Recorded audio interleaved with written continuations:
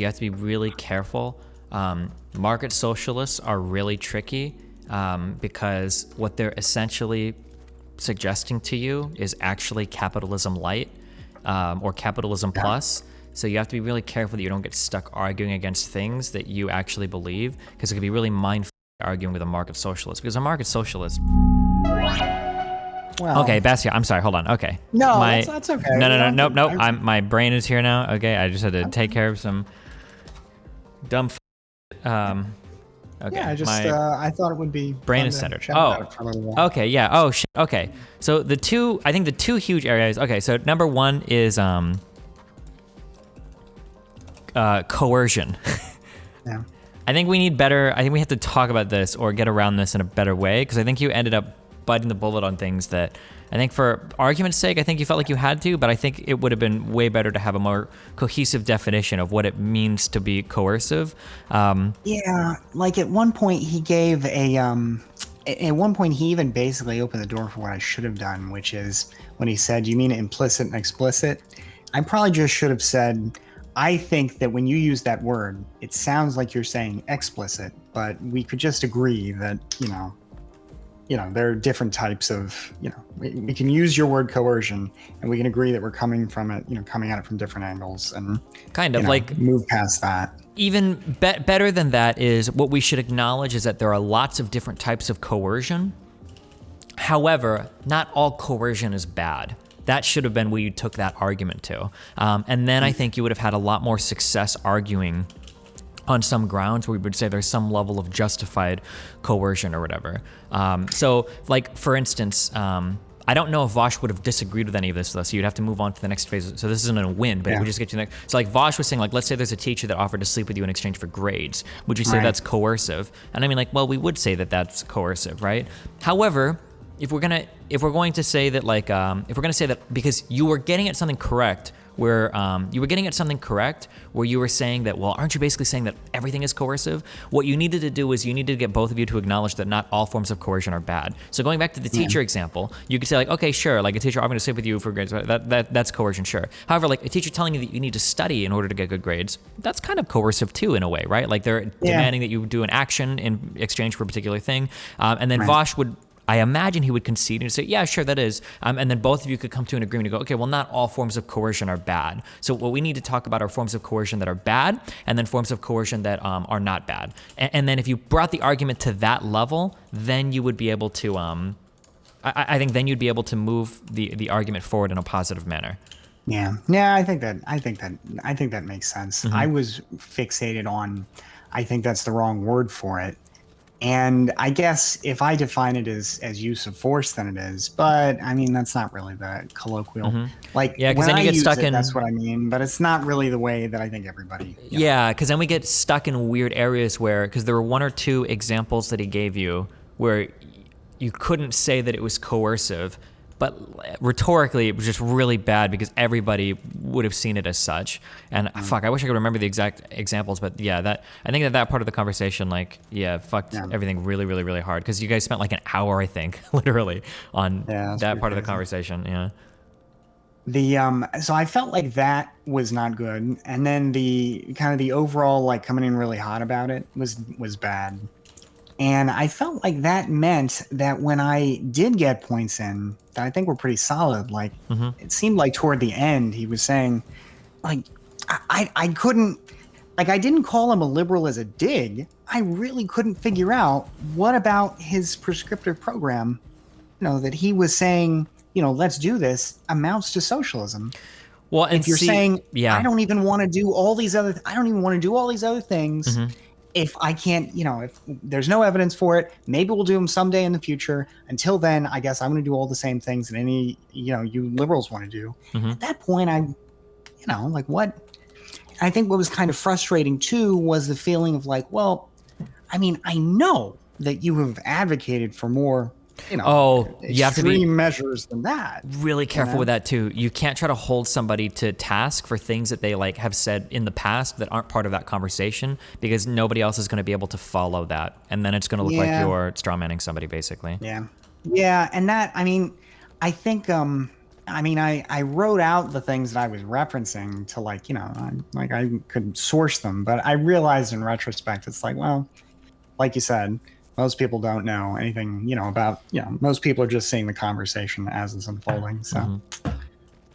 So yeah, I could appreciate that after the fact. I was kind of cringing pretty hard about that. And I think what most frustrated me about it was the feeling of that sort of, I think, obfuscated the fact that ultimately he didn't really have much in the way of genuine arguments for, the program he was standing. Mm-hmm. I'm going to, do you know who X Kills Me is in my community? I've heard the name. I'm gonna borrow an argument from him that was pretty compelling that you hinted at before. And I think if you explore these more, they're pretty solid. One thing that's pretty nice about capitalism is it's actually fairly flexible insofar as what you can practice inside of it. So, for instance, Vaush brings up co-ops over and over and over and over again because it's kind of his way to escape all of the inherent problems with like a command economy and everything. And one like pretty effective counter to that is like co-ops are awesome. One of the reasons why I like capitalism is because it allows you to explore all of these other economic models within it. If we had a system like yours, where we were living in like a regime that said only co-ops, and there were other more efficient ways of allocating capital, we wouldn't be able to explore those because it would be literally mandated by law otherwise. Yeah. Yeah, I mean, that's a good point. And you're right, I didn't really the most I came to that was by saying that basically a co-op is, until it's mandatory, it's just another form of a capitalist enterprise. Mm-hmm. But you're right that I think I like the way that sounds, that it gives you the freedom to continue exploring, whereas once you make it mandatory, that's over. Mm-hmm. Oh, and that was another thing that you kept... Hello? I'm just saying hello. Oh, shit. Oh, sorry. Your mic is really boomy. Wait, it's hard to understand you. Sorry. I'll change that. Yeah. What was I going to say?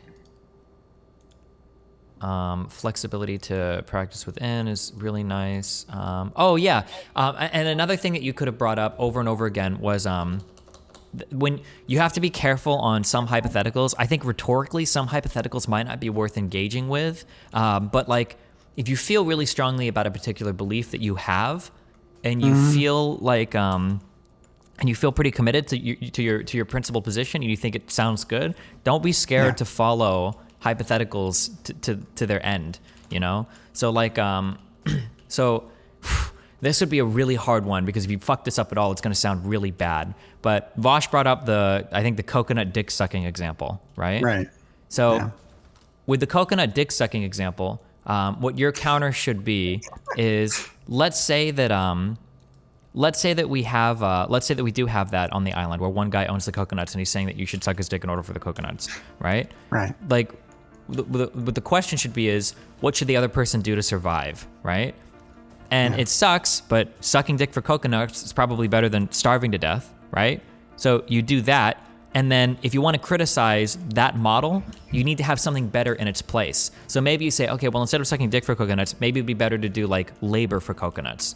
And then if you take that example, so you can go, okay, well, we can acknowledge that like sucking dick for coconuts is bad, but it's preferable to dying, right? And we can push for something better, like working. You can compare that to his IMF loan thing, where he's like, well, what about giving IMF loans to the working countries? Like, well, like it's not ideal, I guess, that you force countries to change them, but what's the alternative? They starve, they don't get any type of loans at all? Like, because it's unlikely that these countries are just gonna pour billions or trillions of dollars of aid in these countries for nothing in exchange, right? That's probably not gonna happen, right? So you need to push for something better while acknowledging that what we have right now might not be perfect, but it's preferable to what came before that, right? And then that's where you challenge them. So like, what is your better solution? Because this is where most socialists kind of fall flat on their faces. They don't usually have solutions. Like they can criticize capitalism a ton, but in terms of like what comes in its place, that's usually where most of them falter at. And then you can get them on that ground is what I think you focus on.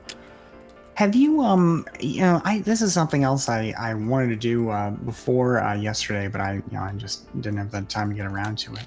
I wanted to ask you, you've spent like a year plus now talking to all these different people. Have you found any of them to have to either, I guess, what are the most persuasive points that you found that they make? For what? I guess for like when they argue for trying for something different. Like, have you ever, I guess, have any of them made arguments that you have found compelling? No. For like No. The problem is that usually when people think about this, for them, these are moral decisions that they're making, or at least they're pretending they're moral decisions, so they don't. All of it basically is begging the question.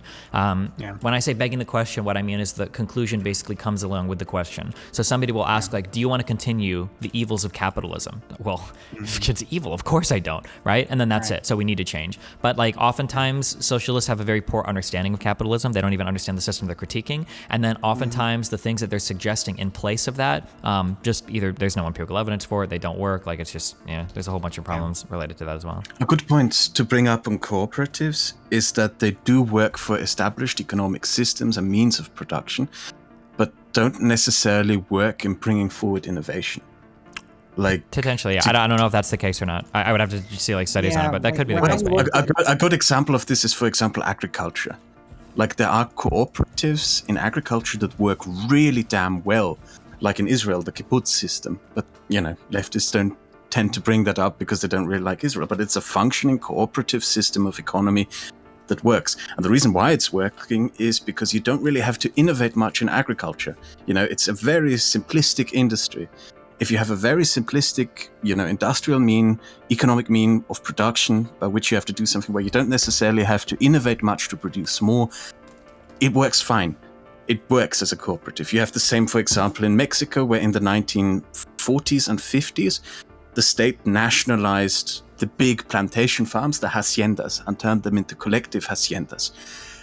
These worked perfectly fine for decades until NAFTA. And because the agriculture in the United States was more competitive and produced more at a cheaper rate, the cooperative agriculture system in Mexico collapsed. Because over the decades that the cooperative haciendas in Mexico existed, they were not able to innovate and produce more. Sure. So that's a good point to bring up. I've never heard of that.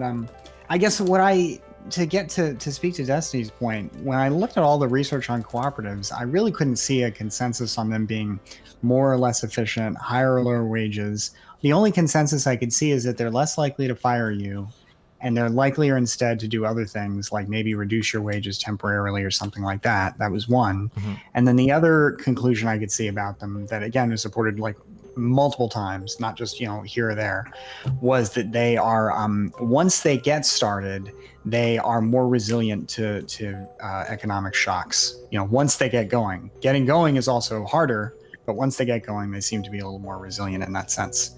So those were the only two things I could really say like conclusively about co-ops, which that seems fine. I don't like, I couldn't see anything genuinely, trying to do my best to think about it from the other side, that said, well, this would work even better if we forced everybody to do it. And they're not necessarily a socialist thing. Yeah. Like a great example is maple syrup production in Quebec, which is all under a federation, which is basically a cooperative, which makes these private farmers work together. When you mentioned the Israel kibbutzim, first of all, I never heard of the Mexico one, which is interesting. I went to Yugoslavia because that was the only one I could find where they said, okay, everybody has to do co-ops. And it wasn't, again, I know it's not, he's saying you don't want to have a totally democratic society on top of that, and they didn't have that in Yugoslavia, but the workplaces themselves were democratic, and that, that was the closest thing I could find to this happening in the real world.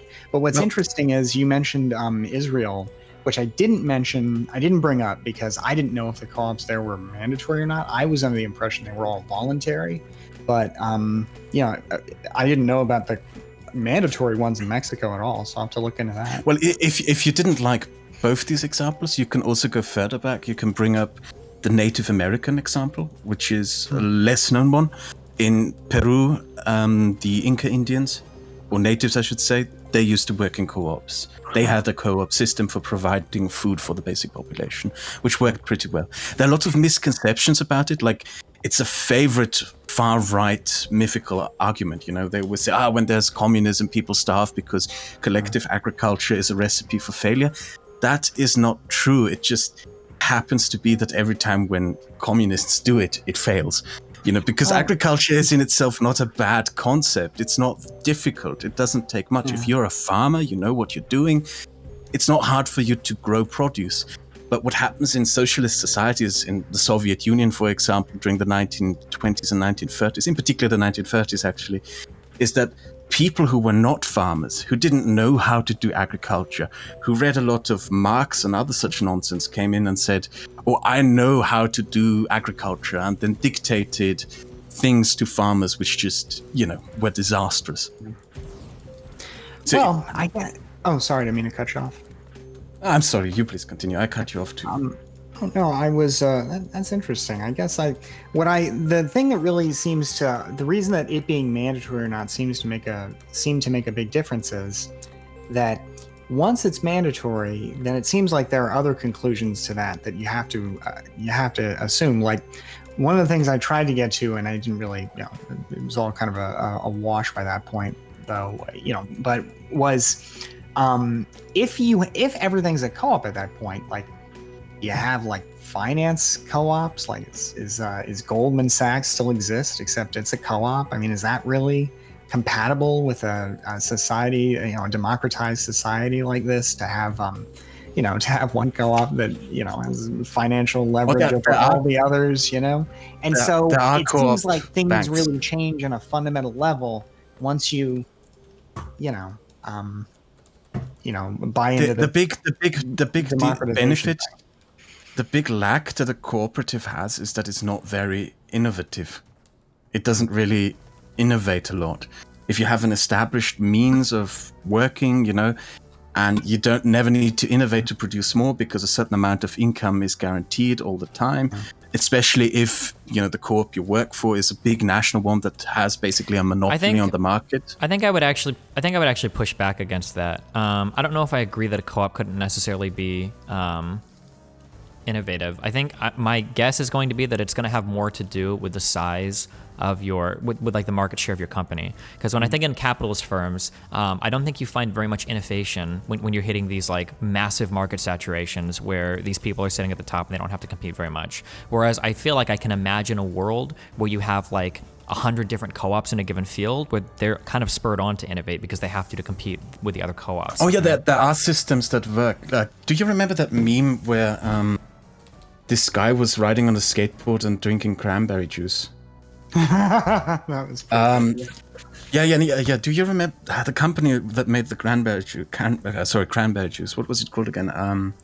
Ocean Spray. Ocean Spray. Ocean Spray is a co-op, and the way it works is you have several cranberry farmers who come together and decide to work together to not compete against each other and all pool their produce, etc., together. And under such a system where several private entities basically decide to cooperate, there's still innovation and progress because these are still under the pressure in the wider market to produce more and better.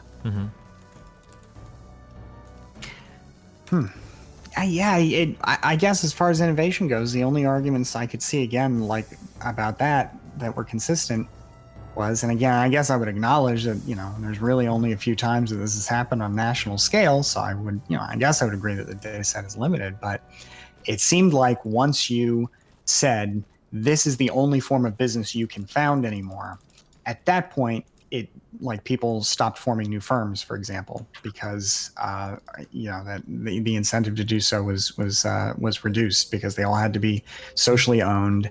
And, that seemed to be a real kicker for, new firms to, I guess, pursue new types of ventures and things. But I couldn't really find anything about innovation just generally. And it seems like the same, like just for a voluntary co-op in an economy like we got today. Because I don't really know why the pressures would be so different. Well, a great example is the Soviet Union. I believe we too brought this up in a conversation before, that they had this massive economic investments and set up these massive state-owned industries in mining, especially in coal mining, etc., throughout Russia. And if you visited a coal mine in the Soviet Union in the 1930s, it had this modern equipment and it was very efficient, but it never changed. And if you went to that Soviet coal mine in the 1980s or 1990s, they were literally using the same equipment and the same mechanisms and the same means of production. They never had a pressure on them to innovate. They never had a pressure on them to produce more, to produce better, etc., etc. It just came on with that lack of innovation. Like the RBKM reactor that was used in Chernobyl is one that was developed out of a faulty nuclear submarine reactor of the 1950s in a collective, industry in Siberia, I think, was where I'll have to read up on this. Yeah. But yeah, like if you have a lack of innovation, things stagnate. They tend to stagnate and never go forward. Yeah, I can believe that. I just don't see anything that would require that purely from the co-op form. It just seems like that what causes that effect is when you start saying, okay, you don't have the freedom to set up your firm this way. You have to set up this way and this way alone. And as the owner, there are no owners. It seemed like what happened when that was tried was that people, they lost some of the incentives to do things like invest in the enterprise and innovate because. Well, the funny thing about it is that if Ocean Spray is a good example. If Ocean Spray managed to gain control over the entire cranberry market, hypothetically, in the United States, we would no longer call it a co-op. We would call it a cartel. Because, it would have a monopoly over it. It would control the prices and everything. Well, and then maybe co-op and cartel. Yeah. I think co-op and cartel aren't mutually exclusive. These describe different types of things, right? Like a co-op or a privately owned firm can both be considered a cartel, no? Like I don't know a co-op if such entities refers. exist, but I agree. Co-op refers to like the ownership structure, and then a cartel I think refers to like kind of like market share, right, or market control. No. One other thing please. Oh, sorry. Go ahead, Kraut. No, you please, you.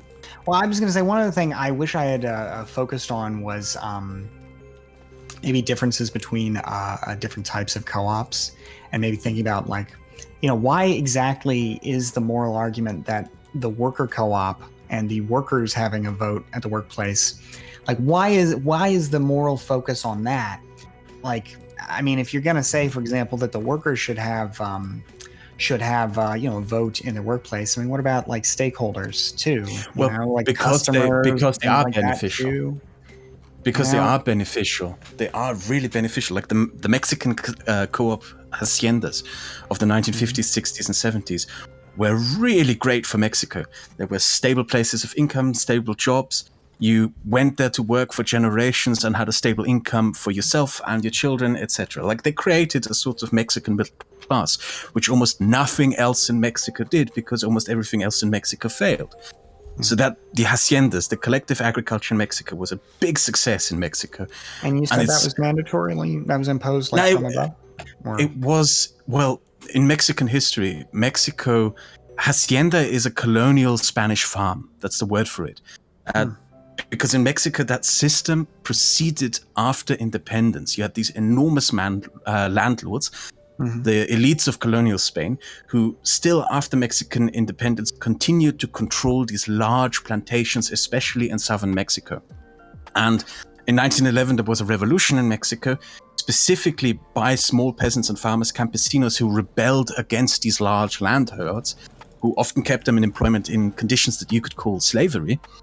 And a part of that revolution eventually was that the PRI, the party that came to govern Mexico, nationalized these farms and gave the campesinos, the small farmers, control over these haciendas. And that's how that system came to be. You had these large, enormous plantations all across Mexico, which were controlled by the small farmers who actually worked on them. So I have to look into that because I'm interested in examples of this stuff. As far as it can be found. I actually came in for different reasons. I hope I'm not interrupting. Oh no, I didn't really have too much else to say. Although that does remind me of one other thing that triggered me that I wish I had. I guess I wish I had more thoughts on in advance. Was the idea of there being the term wage slavery, which seemed to me to be, I don't know. It seemed to be the problem with your wage slavery argument is that, again, you didn't have a clear and consistent understanding of what coercion was. And I think fleshing that out more would help you, because I think that you were trying to intuit the answer towards the end, and you were getting close, but the correct answer, and you said it a few times, but I don't think you had the confidence behind the point, was the idea that using Vaush's definition of coercion, every single transaction that ever occurs is coercive. The only reason you transact with another party is because they have something that you want. Like, so every single transaction is coercive. So when we say like wage slave, I mean, like, technically, if we want to argue, every single form of relationship can be a slave. And also something else that you said, and again, you hit on this, but I don't think you have it all together in your head, so it wasn't as coherent, but you stumbled onto a lot of these points that were really correct. One thing that you said, you said this one time and then you never went back to it, was in a socialist society or a co-op society, you'd be just as much of a wage slave. Even if you're not getting paid a wage, you still have to work. You know, that's going to be required in any society. There is no society set up where people can just not work. So whether you're a wage slave in a capitalist society or a co-op slave in a socialist society, like, those are things you're gonna have to contend with as well. I also have to say, just from a perspective of someone, you know, I really just don't like the term wage slave. Here's what got me. Slavery aspect, because you don't read accounts from former slaves in the United States to say, oh yeah, when I was tired of being a slave, I just told my master to fuck off and got fired and walked off the plantation. That just doesn't happen. That's what made me think about it, though. Like, I thought, like, wage slave, how could you use a term like wage slave and draw a comparison with chattel slavery, right? Like, because as bad as a job can be, like, as miserable as the thought of going without an income can be, you do at least have the option to leave. Which, again, so this is where the understanding of coercive forces would be important. Your option to leave is severely compromised depending upon your situation in life. Right. And certain types of jobs, like if you have to wake up and go to a fucking miserable job and you fucking hate it, and it actually ruins your fucking mind to go to this horrible place, and everything about it is bad, but you have to do it to survive, that can feel akin to slavery. I don't think that's that ridiculous to say that. I get that feeling. And what got me afterward was somebody said that Frederick Douglass was like, yeah, you know, wage slavery is also a thing. And I was like, well, goddamn. You know, I mean, how hopeless is the argument that I'm trying to make here, the way I'm trying to make it, if I've got somebody who is literally, you know, the most famous former American slave saying, yes, wage slavery, also a concept. Like, no, you know. And again, that's why it's called wage slavery, not just slavery, right? Yeah, to raise, like, why the use of these terms bothered me and why I think I wasted so much time focusing on them is, I think that if you say, and I guess that something I wish I had spelled out a little clearer, and I think maybe the reason why it's important to think about all this stuff in advance so you can be, you know, so you can present this stuff better is, if you can say everything is coercion, you know, basically, which is what he was sort of doing, then it seems to me that when you then propose some real, what I would call, for lack of a better term right now, some real coercion, then, I mean, is it really so bad? I mean, you know, we live in a world defined by coercion anyway. So if I take all your stuff, I mean, you know, I'm just democratizing it, you know? Yeah. The counter to the... Now? What's that? Yeah, I'm watching. Right now? Okay. Yeah. Just real quick, let me explain like what's happening and then how this could have won, how you could have done, because you're getting on something correct here, right? So like, if this position, okay, let's say that the line is the totality of everything we can do, okay? Yeah. Right? It seemed like what you wanted to say was, in this blue box, right? This is your first position, okay? Is you want to say like, this is what I define coercion as. Coercion is literally fucking slavery. That's coercion, right? Yeah. And Vaush's counter to this was, well, actually, we can extend the coercion to mean way, way more than that. You know, almost every single transaction we can almost argue is coercion. But he didn't actually say that. He was like, well, what about like a wage slavery? What about trading with countries that are in otherwise compromised positions? Right. What you need to do is you need to go like, oh, okay, well, actually, I'm going to actually come out and say, you know what, we can use your definition, but under your definition, almost every single thing is coercive. And then once you've defined that, now you can move from, because what you're really arguing here, when you guys are arguing your definitions of coercion, you're not actually arguing your definitions of coercion. What you were trying to argue was what types of coercion are acceptable and what types of coercion aren't acceptable. And you were right to say that using Vaush's definition, every single transaction is coercive. So you need to talk about which coercions are moral and which coercions are immoral, if we're going to go that way. This is the route that you needed to go for this, and then that would have been, I think you would have had maybe more success. Well, I don't know doing it on the fly, but like after thinking about it sometime, you can have more success in that line of argumentation. Yeah, I appreciate you drawing it out like that. And bring up the living wage when wage slavery is being brought up. Like in European democracies, we have living wage laws in some countries, which are laws which determine that if you're going to hire people, you have to pay them a minimum wage or a minimum monthly wage. Here where I live, it's a minimum monthly wage. So a wage can be a living wage. Like a McDonald's worker in Denmark is paid, I think, 3 times, 4 times as much as a McDonald's worker in the United States. The reason for that is because we legally mandate here that a wage, like if you work a job, you shouldn't be on welfare.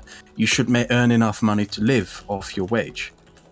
And there are social pressures that you can put in place to ensure that people get paid a living wage. Yeah. You don't have to go all socialist, all state control, all cooperative control to ensure that people are paid a living wage. Sure. Yeah. I think that makes sense. I think it's a good point. I appreciate you talking with me about it. Yeah, no problem. The reason I came in here, and I hope I don't interrupt with that, is that I have been. No, I'm pretty much done. Oh, yeah. What's okay. up? Well, you can comment on this as well. There have been Sure. accusations brought up against me ever since I went on a stream with Vaush that I intentionally spread misinformation, and I thought I'd take an opportunity to address that, if you don't mind.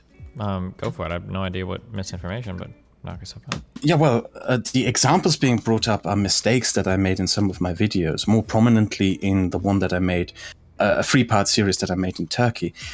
And the people who bring these up, some of them I believe are from Vaush's community and some of them are not, seem to be under the assumption that I never address these mistakes. And the thing is, I do actually address these. Like, when people bring up mistakes I make in my videos, I actually enjoy that. I like that. I look forward to that. And I write them down because I intend to address these. Like, I look where these mistakes come from. I look for my sources, etc., etc.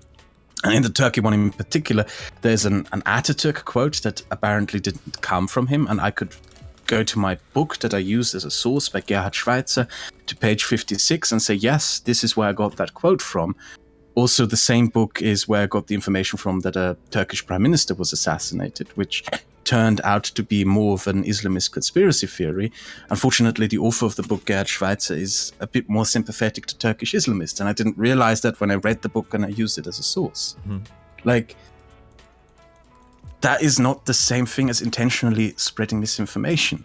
Like, I know I get things wrong. I like it when people fucking point out to me what I get wrong, so I can write it down and address it at some point, which I really would like to do. But that is not the same thing as spreading misinformation. Like, another example is my last video on Mexico. I say that in the 1600s, the Spanish introduced coffee and sugarcane in Caribbean plantations for slave economies. That is technically not true, because coffee didn't arrive in Caribbean plantations until the 1800s. That's a mistake that I made. But that is not intentionally spreading misinformation. Yeah, we got Would you into... agree? Yeah, there was a weird thing where... I know that you hate Vaush a lot, so I'm trying not to play into that too much. There was a weird thing that happened where when I had a debate with Vaush over misinformation, because I consider misinformation to be one of the worst things that is plaguing our system right now. I think he ran with this argument that when I say misinformation, I meant just being wrong about something, which that's clearly not what I mean. What I mean is like when people intentionally try to deceive or mislead.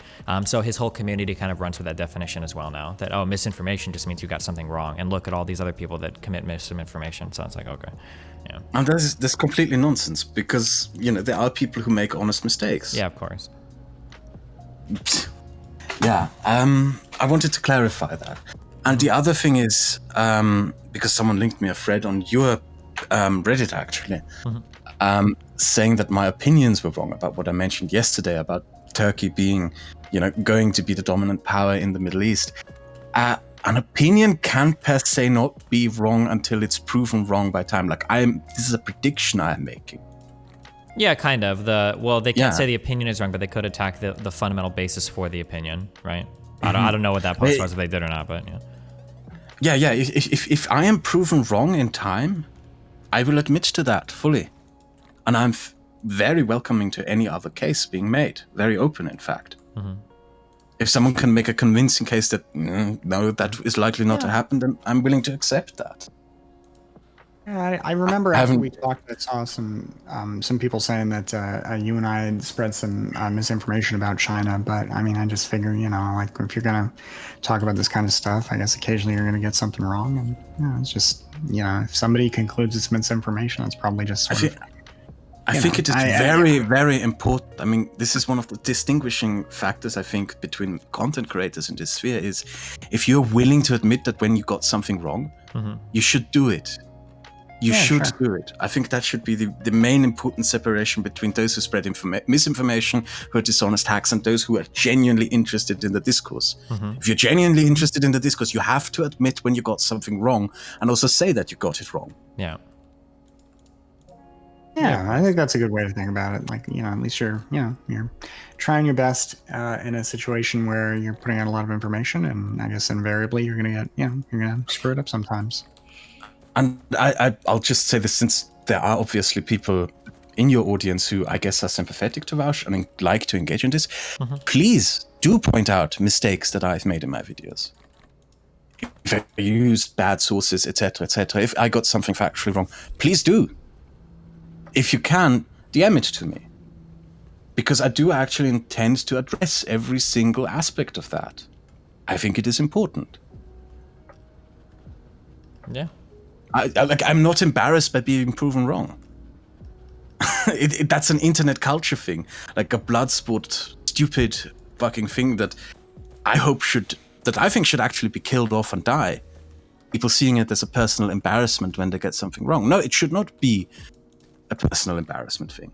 If you are proven wrong in something, if you are proven to have gotten something wrong, you should admit to that. Okay. Okay. Any other questions, Bastiat, about anything? Oh no, I just wanted to chat about that for a minute because afterward I was like, I was really cringing about the way I started it, but I guess I was mostly cringing because I felt like on substance it was pretty solid, but on style and on the way I presented it, it was pretty flop. So I guess you live and learn. One final thing I would say is you have to be really careful. Market socialists are really tricky because what they're essentially suggesting to you is actually capitalism light or capitalism plus. So you have to be really careful that you don't get stuck arguing against things that you actually believe, because it could be really mindfucky arguing with a market socialist. Because a market socialist, first of all, there's no such thing. I reject that that's even a real thing. But a market socialist is like essentially arguing that like I'm gonna have capitalism literally the exact same way, except we're gonna have like an employee ownership program. It's basically in every other sense, it's the exact same thing. So don't ever let a market socialist. A market socialist is not a socialist. I don't even know why they use the word corporate, because it's trendy to use the word. That's what's annoying about it is either they are totally like misinformed about like the idea that they're going to force this idea on society, but otherwise nothing else will change, right?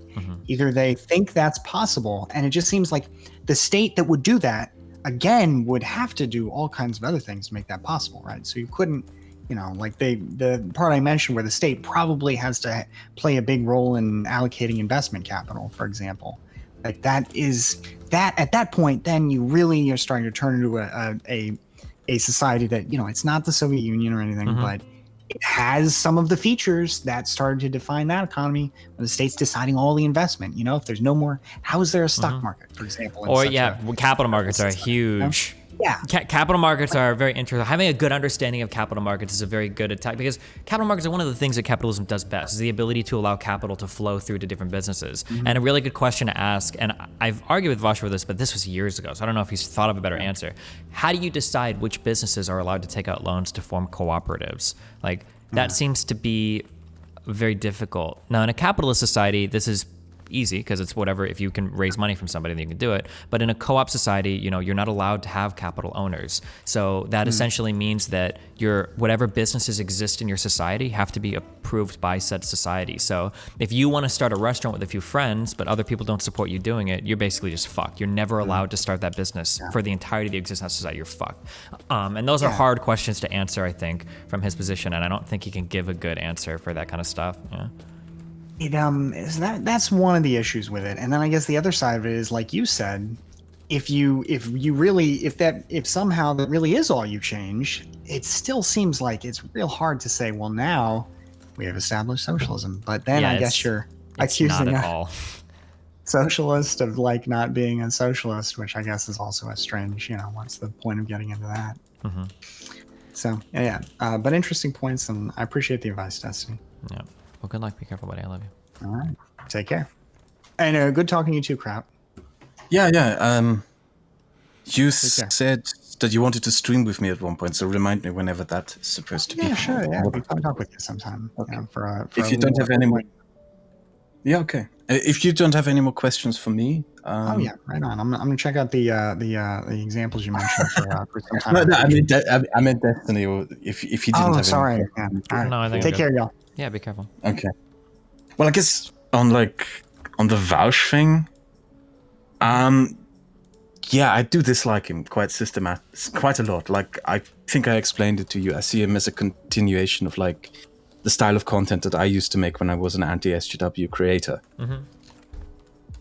And for me, the ironic thing in that is that when I went on the stream with him, right, he could have had a very easy way of proving me wrong, which was to do the opposite of what I accused him of, which is I accused him of being deliberately disinforming people, not doing research, etc. And he could have just, disproved me by making well-researched content. And he deliberately decided to double down and, make these statements that he told you, that it doesn't matter if there are grifters on the left wing as long as they promote left-wing stuff. It doesn't matter if people say the untruth as long as it is, for my cause. I think he kind of has. I want to say he walked that back, so I'm acting in good faith, but I don't actually know what his position on that is. I have no idea. It's hard for me to. Maybe somebody in chat can give me an explanation, because he says he's walked that back, and his community says he's walked that back, and my community says he's walked that back. But it feels like he just kind of wants to have his cake and eat it too. But I'm not sure. I am not particularly interested in engaging such kind of stuff either way. Sure. It's just that when you set a certain standard and apply it to my content, then when you come to my channel and say that I am deliberately spreading misinformation when I get something factually wrong, it does bite. I have to admit to that. It does bite, considering especially that I put a lot of work into my content. There's a reason why it takes months for me to make a video. I sit down, I buy the books, I read them, I take notes, I make my videos like I used to write papers at university. Mm-hmm. And sometimes I get something wrong, in particular when I get a bad source. And I'm particularly proud of my last video because I got very little wrong. Mm-hmm. Because I had some really good sources and some really good advice on how to write it. And yeah, I'm proud of my work because I put effort into it. And when I make mistakes, I admit to these mistakes. Mm-hmm. But to come in here and to say that I'm deliberately lying to my audience, misleading my audience and directing them towards some sort of sinister agenda, that bites. That is a pretty big accusation to make. And if you make that accusation, you better back it up. Sure. Yeah. I don't disagree. Yeah, to accuse somebody of intentionally engaging in misinformation is still a pretty big thing, yeah. All right. Well, and thank you for giving me this platform to address this. Yeah, and no problem, buddy. If you ever need me on anything else, just let me know. Have a good day. Sure thing. Thank you. Bye. Vaush has said he doesn't mind lefts making unintentional mistakes, not intentionally spreading misinformation, as long as they advance leftist causes. Yeah, that's a really weird. I mean, you shouldn't want anybody to make mistakes. I don't know. It's just a weird. It feels really weaselly to me. So I don't know. Whatever. Dan. Mis chocolates a salado flavors de boca, puta. Stop. Yo Dan. habla español mucho. Stop. Yo vivo en Costa Rica para 6 meses. Stop.